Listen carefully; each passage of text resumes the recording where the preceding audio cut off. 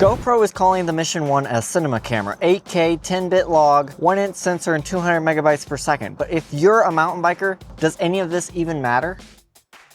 The GoPro 1 is shaping up to be an interesting camera. Advertised as a cinema camera, but is it an action camera as well? So starting off with the sensor, it is now the 1-inch sensor that everyone was waiting for from GoPro, so that should help increase low light visibility, especially when it becomes like dusk or just after sundown, golden hour. In the forest it can start to get dark, and that is when the GoPro 13 and all other GoPros have fallen behind the rest of the action camera market, just because they're not very good at low light because of such a small sensor. The processor is now the all-new GP3 sensor that we are also waiting for, and that we thought would be in the Hero 13 or 14, but instead they put it in the Mission 1. The GP3 sensor is supposed to help improve battery life and heating issues in the GoPro Mission 1, and then it also has the potential to help with stabilization. I don't know if GoPro put in Hyper Smooth 7.0 or if it was just 6.0 that is in the GoPro Hero 13.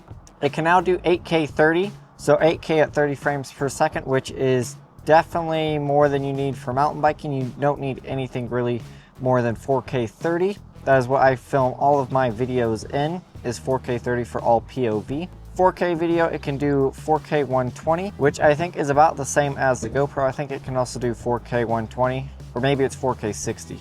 You can use that for slow motion shots, because if you have a 30 frames per second timeline, then you can slow it down 4 times. So however fast you're riding, you can slow it down 4 times from that, and that equals 30 frames per second. So a 1-second clip turns into a 4-second clip. 1080p, it can now do 240 frames per second, which is over double.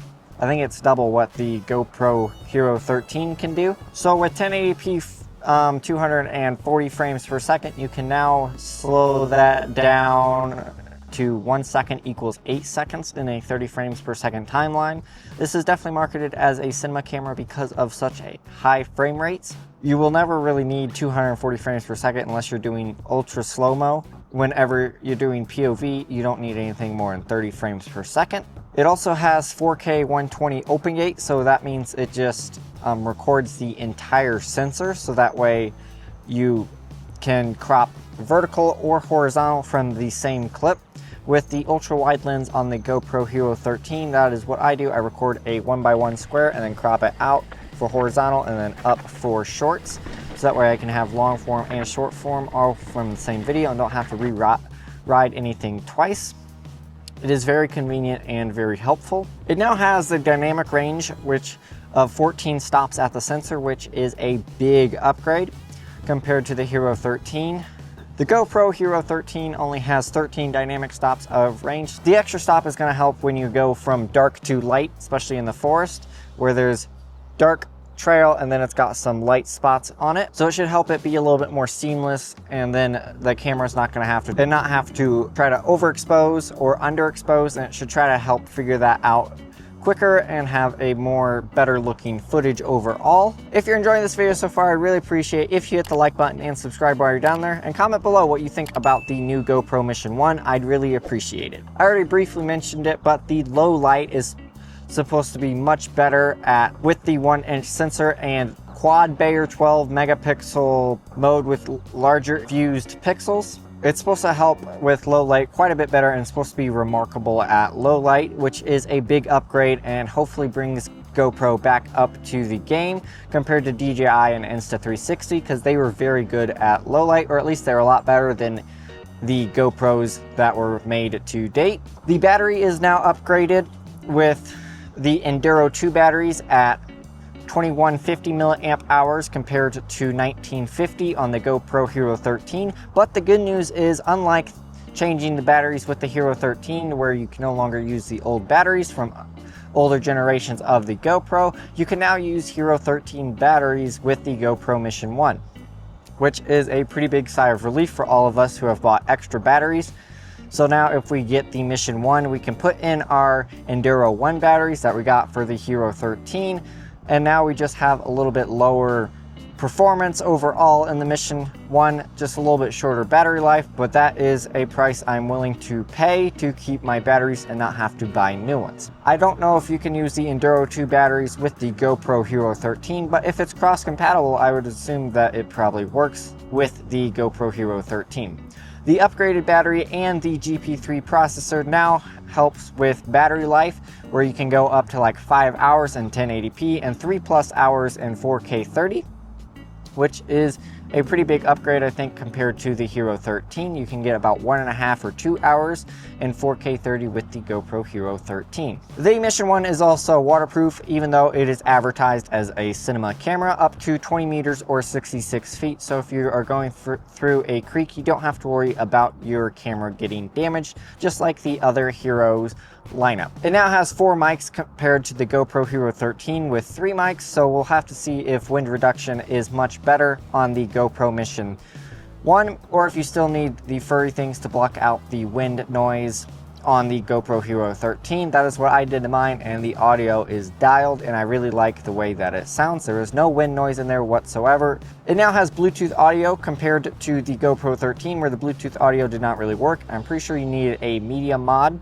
GoPro is now releasing their own set of mics to go with this line of cameras, and I'm guessing that the new mics will probably work with the GoPro Hero 13, but I'm not entirely sure, and I've not seen a ton on the mics, just that they were releasing them. Max bitrate, I briefly touched on it, is now 240 compared to the GoPro Hero 13, which is only 120.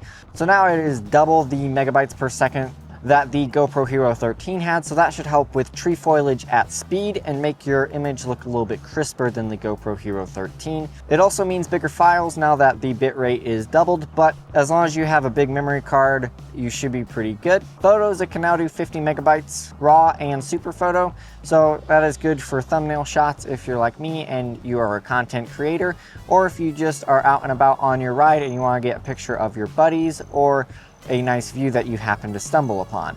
And GoPro, if you're listening, I would love to test the GoPro Mission 1 out on mountain biking trails. The camera is definitely looking intriguing, and I would love to test it out. The rear screen is now larger than the GoPro Hero 13, which means the camera is a bit larger as well. It weighs about 30 grams heavier, I think, than the GoPro Hero 13.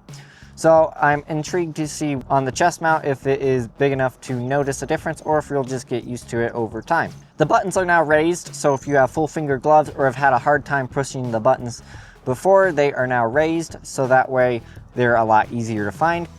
Especially if it's on top of your helmet and you can't see it, you can just reach up there and find the button because they are now raised. So that is a pretty cool upgrade. It's got the same mounts as the GoPro Hero 13, so the magnetic mount, and then your standard tripod mount and GoPro mount. So if you have any of the older GoPro mounts, this camera should work for all of those as well. And it also has auto-detecting M-series ND filters for the Mission cameras. Because it has the larger sensor, it also has a larger lens that is removable, so all of your GoPro Hero 13 ND filters are no longer going to work, sadly, with this camera. And it's also compatible with GoPro Labs, which some people really enjoy using. I personally do not use GoPro Labs. I just use all of the pro settings in the cameras. And that is the GoPro Mission 1 broken down for mountain bikers. If I missed anything, or if you think I should have added anything, let me know in the comment section down below.